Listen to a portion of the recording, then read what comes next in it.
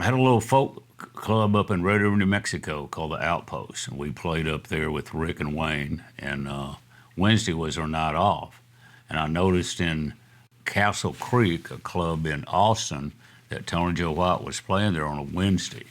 So I called up Rod Kennedy. I said, "Hey man, you got an opening act for Tony Joe White on Wednesday?" He goes, "No." And I said, "Can I do it?" And he said, "Only pays $50." And I said, "Can I do it?" And he said, "Yeah." I said, "Oh, great." So I talked to Rick and Wayne and said, "Hey man, Tony Joe's playing Wednesday night in Austin. That's our night off. We can go down there." And they said, "No, we don't want to do it." And I went, "Oh man." And I was just kind of a strummer on the guitar. And somebody said, "It's the guitar player works down at the Pizza Hut. So I walk into the Pizza Hut. There's this guy back there with real long hair. He's smoking a cigarette, got a cigarette dangling out of his mouth, and he's washing dishes. And I said, "Hey man, somebody said you play guitar. You play guitar?" He goes, "Yeah." And I said, "Hey, next Wednesday you want to go to Austin and open the show for Tony Joe White?" And he goes, "Nope, think I'd rather do this." And that was Terry Ware at Buffalo. So he took off his apron, took his cigarette, stuck it in the dishwater, and walked out. And we went down there and rehearsed this deal. So we played Tuesday night at the Outpost, and then after we finished, and I think I had a Chevy Love truck, a little bitty Chevy truck, and we left there, like at 11 o'clock at night, drove to Austin, got to Austin about 3 o'clock in the afternoon, went into Castle Creek, met Tony Joe, did our set, hung out with Tony Joe, and it was just such a cool thing. And then we left there about, midnight or 1 and drove back to Red River, got there about, 6 in the evening and got on stage at 8 o'clock. And that was fun, It was a little dingy, but nobody could tell. And but yeah, that's how I met Tony Joe, and he was just gracious and nice and good cat. He was the first guy that I ever saw just played electric guitar and a drummer, before the White Stripes or Flat Duo Jets or the Black Keys or any of that, And he played my festival, Grit and Groove, and he shows up and with his drummer, and he walks up, "Oh, thank you for having me." And I said, "Great." And he said, "This is my drummer, Fleetwood." And I went, "Fleetwood, nice to meet you." And I go, "How'd y'all meet?" And they both start laughing.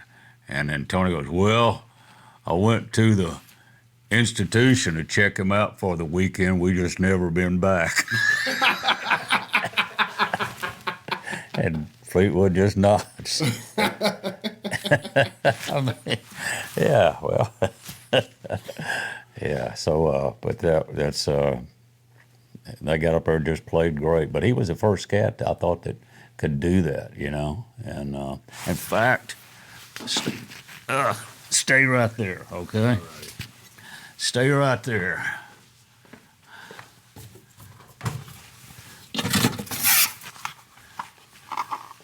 This is a wah-wah pedal that Tony Joe gave to Lucas. A wah-wah. Yeah. Wow. That's, so. That's beautiful. Yeah, I guess I need to put that seal on that, but yeah, to Lucas, Tony Joe. Beautiful. Yeah, so, yeah, that's a genuine crybaby. Yeah. Yeah, so yeah, he was a very special cat. He was, when he did Grit and Groove, we're sitting down there, Chris Robinson and Tony Joe and Lucas. Lucas was like, I don't know, 20, 21 at the time. We're just kind of sitting there, and Tony Joe goes, "Lucas, you got a girlfriend?" Lucas says, "No, we broke up." And Tony goes, "You're better off with the blues." So yeah, what a great cat. Well, what happened was we had the song, and in the song, the dancer comes up and says, anything good on that guitar? And says, "Have you ever heard the song Polk Salad Annie?" every time I hear that song, my insides feel like warm butter, and I just want to take off my clothes and dance around my underwear. And I go, down in Louisiana, where the alligators grow so mean, the idea being. So anyhow, we did it. We cut it like that, and I sent it to Tony Joe, and he says, "Oh man, I like that a lot." So anyhow, we're going. Judy's out there in the office going through all the little releases and all that. So she texts EMI. This is like on a Thursday, on a Wednesday. Hey, we're putting the album out on Tuesday, and we've used 2 lines from Poke Salad Annie, and so we just want to go ahead and get the releases. So they sent her back a letter that says you can use it for $5,000 and 66 2/3% of the publishing on the song Mother Blues. So Judy emailed them back, said, "Fuck you, we'll bleep it."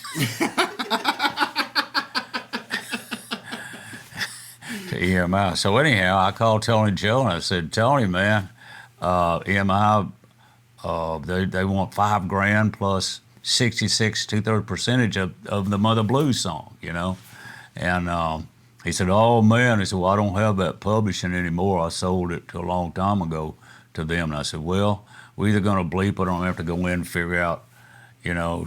She said, "Every time I hear the Up Against the Wall Redneck Mother, I want to take something we can get the release for nothing. So he said, "Oh," so that Monday, all of a sudden, Judy got an email from him. I says, "You're welcome to use the 2 lines of the songs for nothing."